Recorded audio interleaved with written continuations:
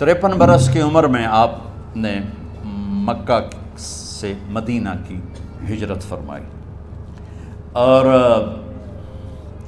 10 برس آپ نے مدینہ میں قیام فرمایا۔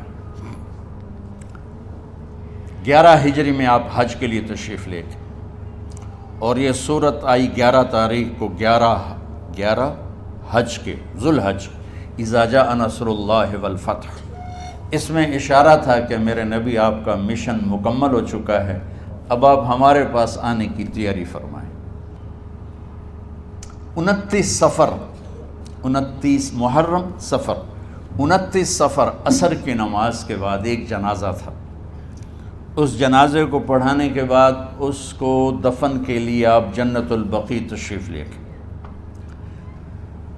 وہاں سے واپس ہونے لگے تو سر درد اٹھا اور وہ درد ایک دم بڑھنا شروع ہوا، اور اس دن باری حضرت عائشہ کے گھر کی تھی، تو آپ گھر میں تشریف لاتے لاتے درد کے ساتھ بخار، تیز درد، تیز بخار، اور 14 دن 12 ربیع 29 30 2 دن یہ اور 12 دن اگلے 14 دن آپ نے بیماری دیکھی، مسلسل سر درد اور مسلسل بخار۔ اور روزانہ آپ جب گھر بدلتے، اس وقت 9 بیویاں زندہ تھیں، تو آپ پوچھتے کل کس کی باری ہے، کل کس کی باری ہے؟ جی میمونہ کی ہے۔ اگلا دن کل کس کی باری؟ جی حفصہ کی ہے۔ کل کس کی باری ہے؟ ام سلمہ کی ہے۔ تو بیگمات نے اس سے سمجھا کہ اللہ کے نبی یہ چاہتے ہیں کہ میں بیماری کے دن عائشہ کے پاس گزاروں، ورنہ آپ کو تو خود پتہ ہے کل کس کی باری ہے، پرسوں کس کی باری ہے، ترسوں کس کی باری ہے۔ تو حضرت میمونہ کے گھر میں آپ تشریف فرما تھے، تو ساری باقی 7 بیگمات جمع ہوئیں اور انہوں نے آ کے عرض کی، یا رسول اللہ، جب تک آپ بیمار ہیں آپ عائشہ کے پاس آرام فرمائیں، اور جب اللہ آپ کو شفا دے دے تو پھر ہماری ترتیب کو آپ دوبارہ شروع فرما دیں۔ تو آپ نے سب کا شکریہ ادا کیا، علی اور عباس کو بلایا، ان کے کندھوں پہ آپ نے یوں ہاتھ رکھے اور آپ کے پاؤں یوں زمین پہ لگ رہے، آپ پورا پاؤں نہیں لگا پا رہے تھے کمزوری سے، یہ پوزیشن تھی اس طرح۔ اور یہ پیر کا دن تھا، آپ حضرت عائشہ کے گھر میں داخل ہوئے اور اگلے پیر کو حضرت عائشہ کے گھر میں آپ اپنے اللہ کے پاس چلے گئے۔ آخری ہفتہ آپ نے حضرت عائشہ کے گھر میں گزارا۔ صحابہ ملاقات کے لیے حاضر ہوئے تو آپ ان کو دیکھ کے رونے لگے اور فرمایا کہ میں تمہیں اللہ کے سپرد کرتا ہوں، اللہ تمہاری حفاظت کرے، اللہ تمہارا ساتھی ہو، آواکم اللہ، حفظکم اللہ، نصرکم اللہ، بہت دعائیں دی۔ آپ کے جانے میں 5 دن باقی تھے، تو آپ نے فرمایا مجھے 7 کنوؤں کے پانی سے غسل کرواؤ۔ تو 7 کنوؤں سے پانی لایا گیا مشکیزوں میں بھر کے۔ تو حضرت عائشہ کے گھر میں کوئی ایسا ٹب نہیں تھا جس میں بیٹھ کے وہ آپ نہا سکتے، تو حضرت حفصہ کے گھر سے ٹب منگوایا گیا، آپ اس میں بیٹھے، تہمت باندھا ہوا تھا، کرتا اتارا اور آپ پر 7 کنوؤں کا پانی ڈالا گیا، تھوڑا تھوڑا تھوڑا تھوڑا تھوڑا تھوڑا، تو اس سے بخار کی شدت کم ہوئی، اور آپ سر درد کی وجہ سے آپ نے ایسے پٹی باندھی سرخ رنگ کی، اور اس کے بعد حضرت علی اور فضل بن عباس کے کندھوں کا آسرا لے کر آپ مسجد میں تشریف لائے اور آپ ممبر پر بیٹھے اور آپ نے فرمایا، لوگوں میرے جانے کا وقت آ چکا ہے، میں نے کسی پر زیادتی کی ہو، کسی کو تھپڑ مارا ہو، کسی کو چھڑی ماری ہو، کسی کا حق دبایا ہو، تو میں اپنی جان کے ساتھ، مال کے ساتھ حاضر ہوں، مجھ سے یہیں بدلہ لے لو، آخرت میں میرے خلاف کوئی دعویٰ نہ کرنا، میں آخرت کے حساب کو برداشت نہیں کر سکتا۔ جن کے طفیل لوگوں کا حساب معاف ہوگا، جن کی طفیل، جن کی شفاعت پر لوگ بے حساب جنت میں جائیں گے، وہ روتے ہوئے فرما رہے ہیں کہ میں آخرت کے حساب کو نہیں دے سکتا۔ تو سارے صحابہ رونے لگے، لیکن آپ اپنی بات کو دہراتے رہے، کوئی بھی نہیں اٹھا۔ تو آپ نے ظہر کی نماز پڑھائی، ظہر کے بعد پھر ممبر پر آئے اور فرمایا کہ لوگو یہیں مجھ سے حساب کتاب کر لو، آگے نہ کرنا، بتاؤ میں نے کسی کا کوئی حق دینا۔ ایک صحابی کھڑے ہو، یا رسول اللہ آپ نے میرے 3 روپے دینے ہیں، 3 درہم۔ تو آپ نے فرمایا دینے ہوں گے ضرور، پر مجھے یاد نہیں، بتاؤ گے کس طرح دینے ہیں؟ کہ یا رسول اللہ آپ کے پاس سائل آیا تھا، آپ سے مانگا، آپ کے پاس تھے نہیں، تو آپ نے مجھ سے کہا تیرے پاس کچھ ہیں؟ تو میرے پاس 3 درہم تھے، تو آپ نے فرمایا تو دے دے، میں بعد میں ادا کر دوں گا۔ تو کہا ہاں یاد آ گیا۔ تو میرے نبی کے گھر میں تو تیل نہیں تھا، ایک چھٹانگ جس سے چراغ جلتا، پیسہ کہاں سے آتا؟ تو آپ کے سامنے آپ کے کزن فضل بن عباس کھڑے تھے، آپ نے فرمایا فضل میرا قرضہ ذمے لیتے ہو؟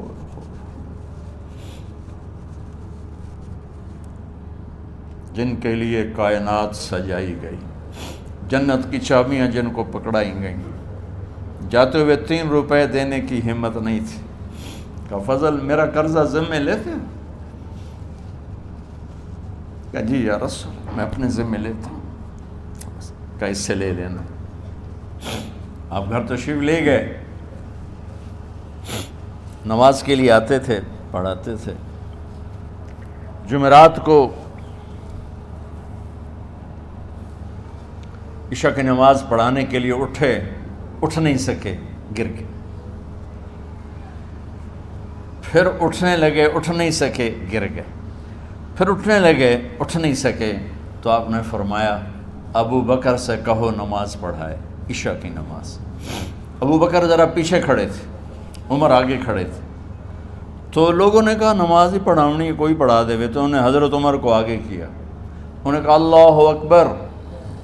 جب حضرت عمر کی تکبیر سنی تو آپ نے اندر سے زور سے فرمایا عمر کو پیچھے کرو، ابو بکر کو آگے کرو، میرے رب کا فرمان ہے میرے مصلی پر ابو بکر کے سوا اور کوئی کھڑا نہیں ہو سکتا۔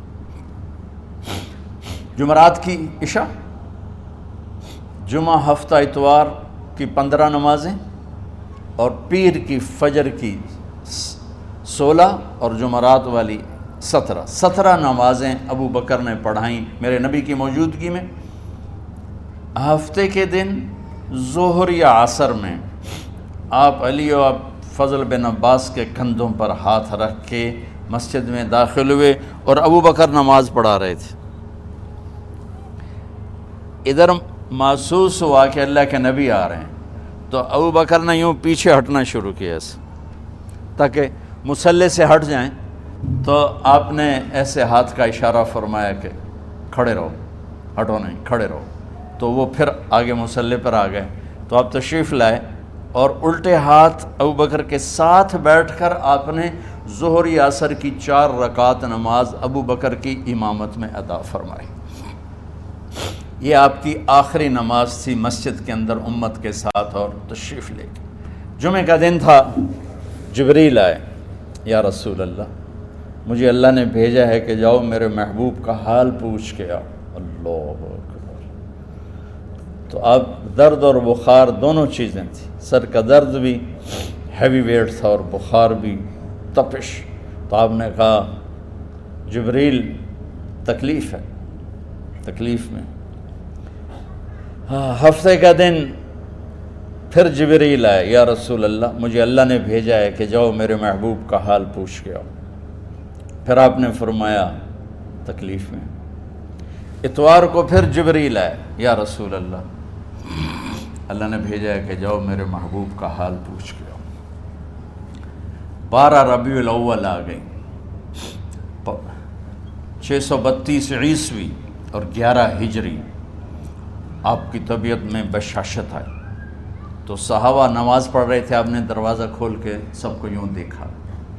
تو حضرت انس فرماتے ہیں ہم سب نماز میں تھے، لیکن جب دروازہ کھلنے کی آواز آئی اور اللہ کے نبی کا چہرہ، تو ہم سب نماز میں یوں ہو گئے، نماز کے اندر ہی سارے اللہ کے نبی کو دیکھنا شروع کر دی، بھول ہی گئے کہ نماز پڑھ رہے ہیں، ایسے گم ہو گئے آپ میں۔ تو آپ نے جلدی سے دروازہ بند فرما دیا۔ یہ آپ کی آخری زیارت تھی اپنی امت کے لیے۔ اس کے بعد آپ اپنے اللہ کی طرف کا سفر شروع کیا۔ تو اشراق کے بعد آپ نے اپنی بیگمات کو بلایا، ان کو بتایا نہیں کہ میں آج جا رہا ہوں، سب سے ملے، سب کو الوداع کیا اور انہیں بھیجا۔ اس کے بعد آپ نے حضرت فاطمہ کو بلایا، جنت کی عورتوں کی سردار، سب سے زیادہ محبوب بیٹی، سب سے زیادہ جگر کا ٹکڑا، دل کا ٹکڑا کا، جس نے فاطمہ کو دکھ دیا مجھے دکھ دیا، جس نے اسے سکھ دیا مجھے سکھ دیا۔ ہاں، ان کو قریب کا، بیٹی قریب ہو، تو ان کے کان میں کہا میں جا رہا۔ وہ رونے لگی، تو ہم نے کہا رو نہیں، چند دنوں کے بعد تیری میری ملاقات ہو جائے گی سب سے پہلے۔ تو 6 ماہ بعد حضرت فاطمہ کا بھی 24 سال کی عمر میں یا 25 سال کی عمر میں انتقال ہو گیا۔ ان کو رخصت فرمایا، پھر آپ نے داماد مولا علی کو بلایا، ان کا سر اپنی گود میں رکھا اور ان کے سر پہ اور کمر پہ ہاتھ پھیرتے رہے اور ان کو دعائیں دیتے رہے۔ آہستہ آہستہ تھی، آواز اونچی نہیں تھی، پست آواز تھی، اور یوں سر پہ کمر پہ، سر پہ کمر پہ، اور دعائیں دے رہے ہیں۔ ان کو رخصت فرمایا، آخر میں اپنے جگر کے ٹکڑے حسن اور حسین کو بلایا، جو ہی سینے سے لگایا آنسو شروع ہو گئے۔ بیویوں کو رخصت کیا، خاموش، بیٹی کو رخصت کیا، خاموش، داماد کو رخصت کیا، خاموش، جو ہی بچوں کو سینے سے لگایا تو آپ کے آنسو نکلنا شروع ہوئے کہ ایک زہر میں تڑپ تڑپ کے مرے، ایک کا سر کٹ کے نیزے پہ چڑھا۔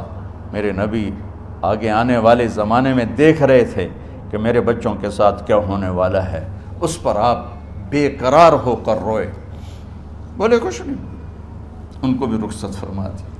جب وہ چلے گئے تو جبریل آ گئے، یا رسول اللہ، باہر ملک الموت دروازے پر کھڑا ہے، اندر آنے کی اجازت چاہتا۔ تو آپ نے فرمایا آ جائے، میں نے کب روکا؟ تو ملک الموت اندر آیا، ایک فرشتہ اور بھی تھا، کہا السلام علیکہ یا رسول اللہ، یا رسول اللہ میں آپ کو سلام پیش کرتا ہوں، میں نے کبھی کسی کو سلام نہیں کیا۔ آپ کے رب نے فرمایا جب جاؤ تو اجازت لے کے جانا، بن اجازت اندر نہ جانا، میں کبھی کسی سے اجازت نہیں لیتا۔ اللہ تعالیٰ نے فرمایا آنا چاہیں تو لے آنا، رہنا چاہیں تو چھوڑ کے آ جانا، یہ اختیار اللہ نے کبھی کسی کو نہیں دیا، آپ پہلی اور آخری ہستی۔ تو آپ نے فرمایا اگر میں اجازت دے دوں تو میری جان نکالو گے؟ کہا جی میں تو اللہ کے امر کا پابند۔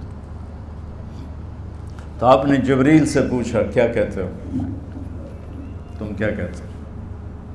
جبریل نے کہا یا رسول اللہ، اللہ آپ کی ملاقات کے شوق۔ سبحان،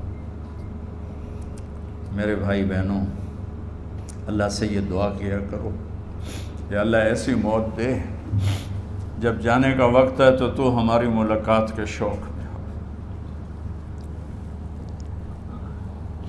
ایک صحابی کا انتقال ہوا، آپ نے ان کی قبر پہ جا کے یہ دعا کی، یا اللہ طلحہ جب تیری بارگاہ میں پیش ہو تو اسے دیکھ کے مسکرائے، یہ تجھے دیکھ کے مسکرائے، سارے دکھ درد دور ہو جائیں گے۔ تو جبریل بولے یا رسول اللہ، اللہ آپ کی ملاقات کے شوق میں۔ آپ نے فرمایا جاؤ اللہ سے پوچھ کے آؤ میرے بعد میری امت کے ساتھ کیا کرے گا، جاؤ پوچھ کے آؤ حسن حسین کے ساتھ کیا کرے گا۔ یہ پوچھنا، ہر کوئی اپنے بچوں کو یاد کرتا، مرنے والے بچوں کو یاد کر، بچے میلاد۔ میرے والد اچانک ہارٹ اٹیک میں فوت ہو گئے تو ہماری بہنیں موجود نہیں تھیں، میری 2 بہنیں، تو میرے والد بار بار کہتے میری دھیاں مینوں ملا دیو، میری دھیاں مینوں ملا دیو۔ اور میرے نبی نے کہا میری امت کا مجھے بتاؤ پہلے کیا کرو گے؟ حسن حسین کا نہیں کہا، جن کو ذبح ہوتے بھی دیکھا، زہر میں تڑپتے بھی دیکھا۔ واہ یا رسول اللہ، آپ نے کیا وفا کی اور ہم نے کیا صلہ دی، سارے خنجر انہی کے سینے میں ہی اتار دیے، ہر تیر کھینچ کے آپ کے جگر کے پار کیا، ہر نافرمانی کا ٹھیکہ لے لیا۔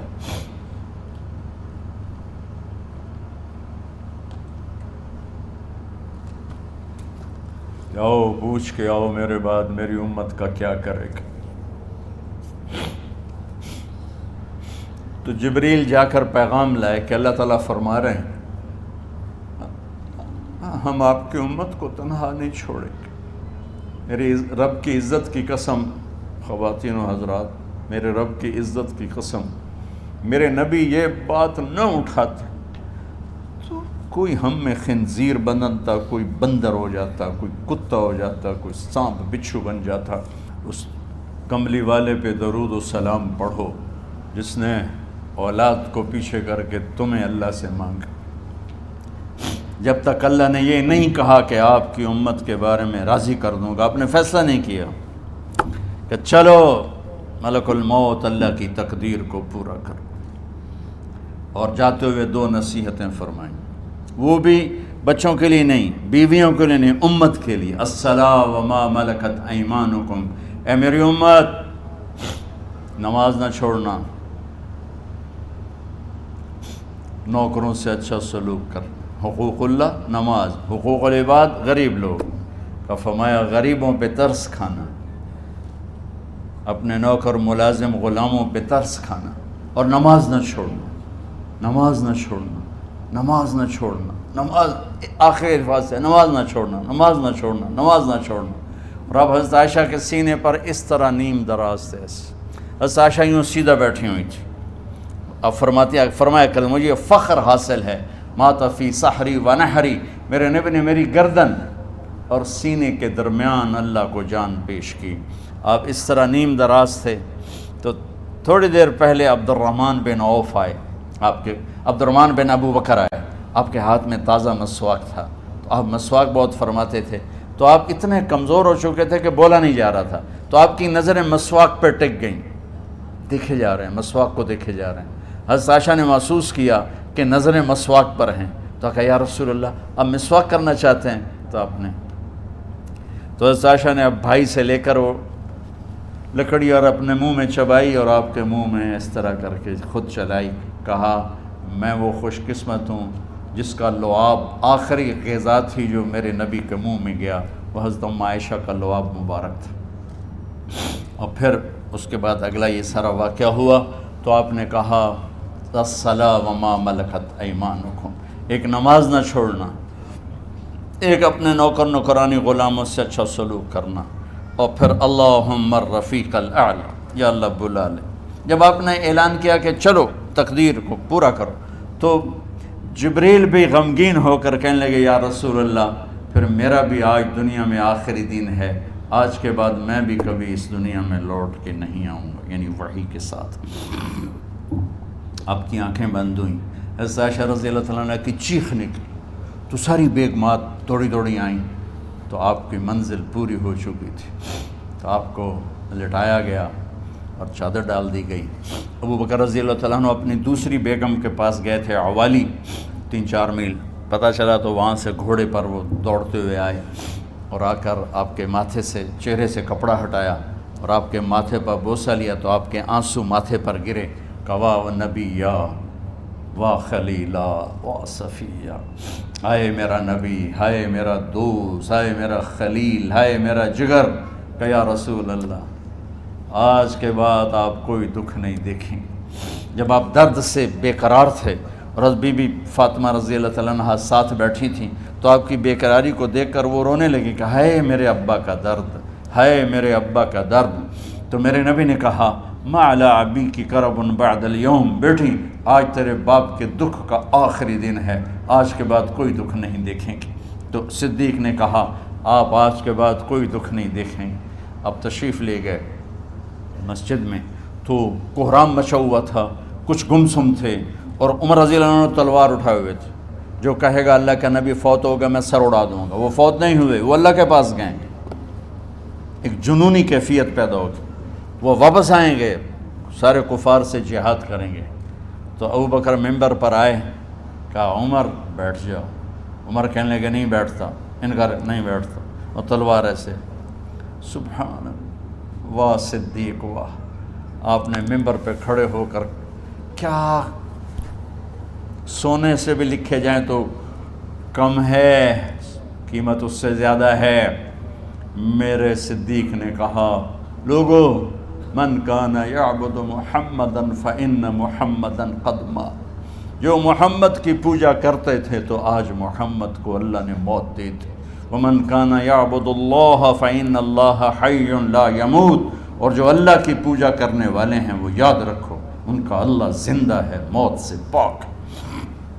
پھر آپ نے انک میت وانہم میتون، میرے محبوب آپ کو بھی موت آئے گی اور ان سب کو موت آئے گی۔ حضرت عمر فرماتے ہیں جب میں نے یہ آیت سنی تو میں یوں نہیں گرا، ایسے گرا سیدھا، ٹانگوں سے جان نکل گئی تو یوں گرے ایسے یوں، اور کہنے لگے مجھے یقین ہو گیا کہ موت آ گئی اور اللہ کے نبی ہمیں چھوڑ کے چلے گئے۔